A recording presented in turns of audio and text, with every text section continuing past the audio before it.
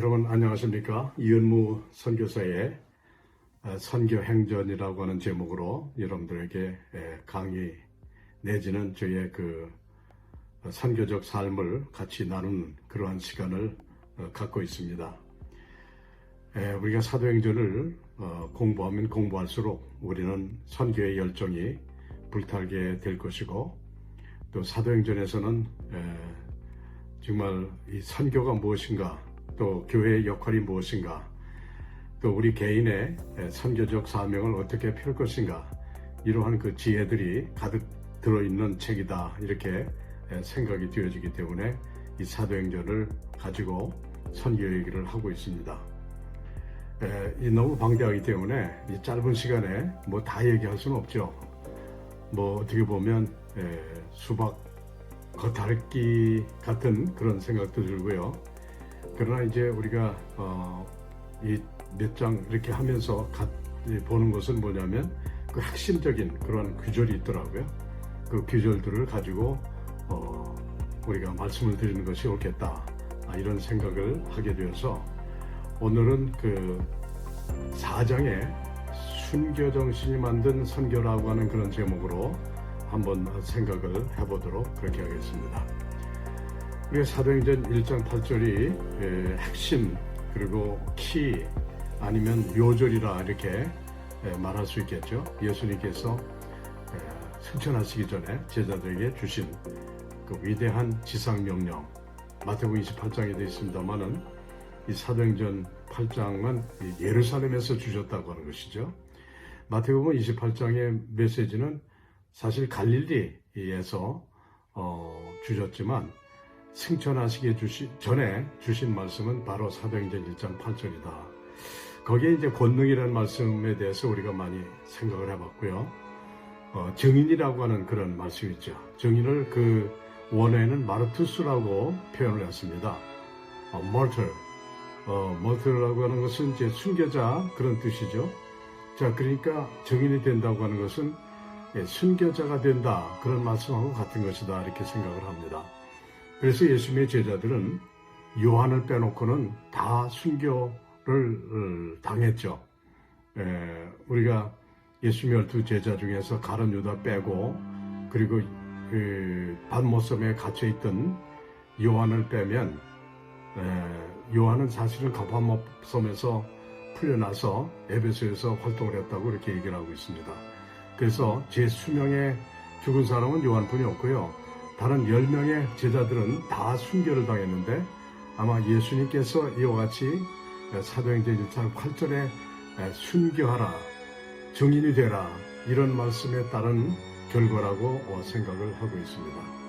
자, 그렇다면 우리가 선교사가 함부로 될 것이 아니라 순교 정신을 가진 사람이 선교사가 될 수 있다, 그런 얘기나 마찬가지겠죠.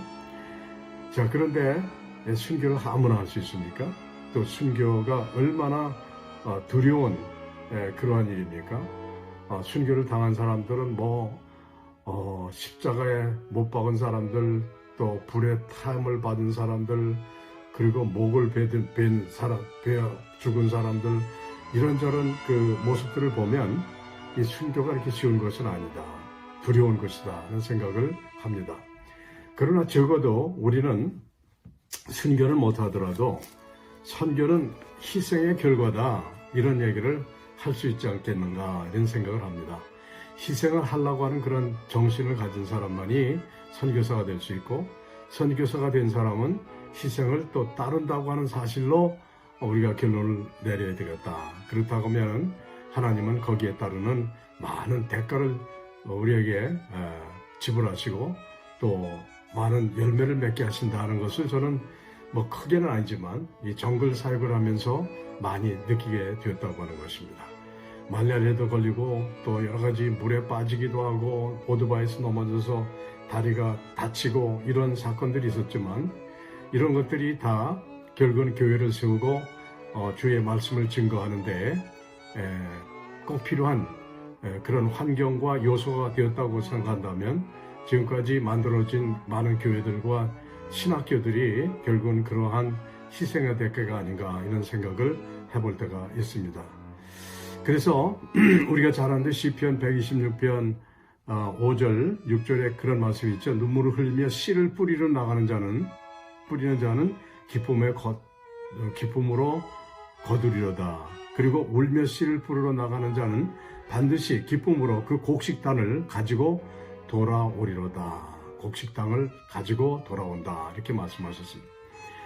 이스라엘 백성들을 이렇게 광야에서 어렵게 힘들게, 그리고 또 바벨론으로 포로를 잡혀가서 이렇게 어렵게 지낸 모든 것들이 씨를 뿌리는 과정이다, 이렇게 얘기를 했다는 것이죠. 생각했다는 것이죠, 이스라엘 사람들은. 그러니까 그걸 참고 견디고 그런 과정을 다 거치다 보니까 하나님께서 엄청난 그런 기쁨의 단을 거두게 되게 만드셨다고 하는 것으로 표현하고 있다고 하는 것입니다.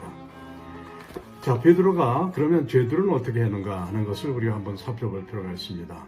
이 4장에서 베드로는 참 대담하게 복음을 전했습니다. 물론 이제 성령의 놀라운 그 체험을 한 것이죠. 능력으로 그 일을 할 수 있었지만 베드로는 정말 예수 그리스도의 십자가를 전하는데 조금도 두려운 생각이 없다고 하는 것입니다. 그래서 나는 죽을 각오를 한다고 하면은 그 당시에 참 예수를 증거한다는 것은 유대 사람들이지만 완전히 유대교를 배반하는 것이고 율법을 폐하는 것이고 모세를 대항하는 것이라고 생각을 했던 유대인들은 계속해서 이단, 예수라고 하는 그런 생각으로 이단을 전하는 이 모든 사람들은 죽여야 된다고 생각을 하지만, 그러나 그 당시에 베드로는 이 4장에서 공회라는 사내들인, 말하자면 유대계 지도자들이 모이는 가장 강력한 그런 재판권이 있는 이런 사람들에게 예수 그리스도를 증거했다고 하는 것입니다.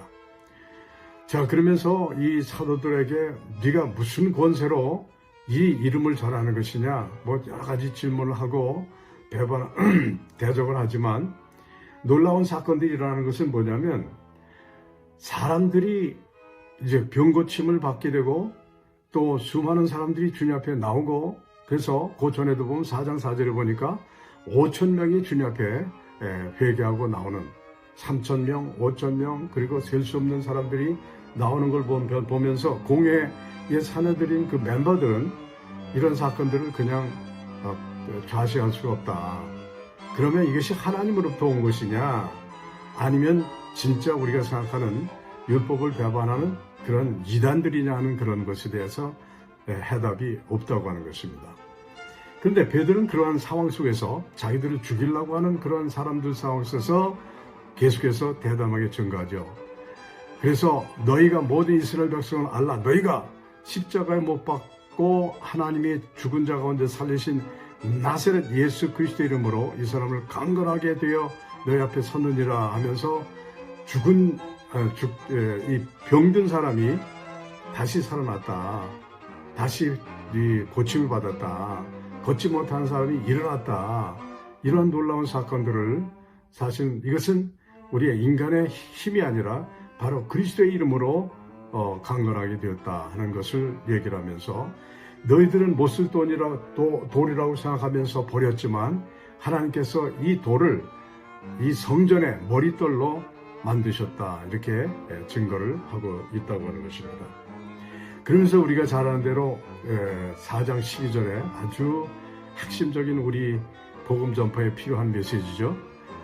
다른 이로서는 구원을 받을 수 없나니 천하 사람 중에 구원을 받을 만한 다른 이름을 우리에게 주신 일이 없습니다, 이렇게 이제 얘기를 하고 있습니다. 참 얼마나 귀한 말씀인지 모릅니다.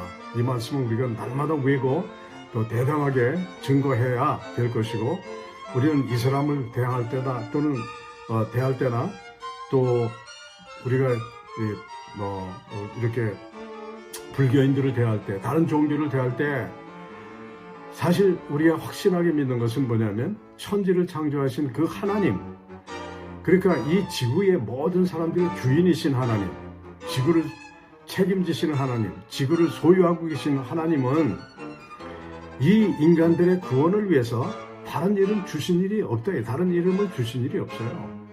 지금 뭐 치열하게 전쟁을 하고 있습니다만은 많은 사람들이 알라를 외치고 모하메트를 외치지만 하나님이 주신 이름이 아니라고 하는 것입니다. 오직 예수 그리스도의 이름 외에는 다른 이름을 우리에게 주신 일이 없고 예수 그리스도의 이름만이 인간의 죄의 문제를 해결하고 구원을 해 주신다고 하는 그런 말씀입니다.